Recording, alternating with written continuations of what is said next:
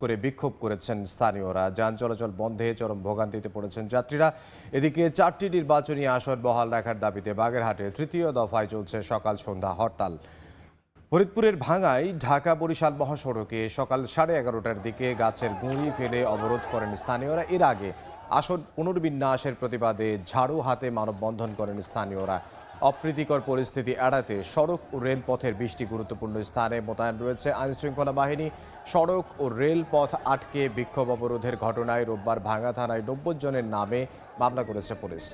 মামলায় সর্বদলীয় ঐক্য পরিষদের প্রধান সমন্বয়ক এবং আদগি ইউনিয়ন পরিষদের চেয়ারম্যান সিদ্দিক মিয়াকে গ্রেফতার দেখানো হয়েছে। এদিকে সকালে বাগেরহাটে হরতাল সমর্থনে বিক্ষোভ মিছিল করে সর্বদলীয় সম্মিলিত কমিটির নেতাকর্মীরা। 4টি সংসদীয় আসনই বহাল রাখার দাবি জানান তারা।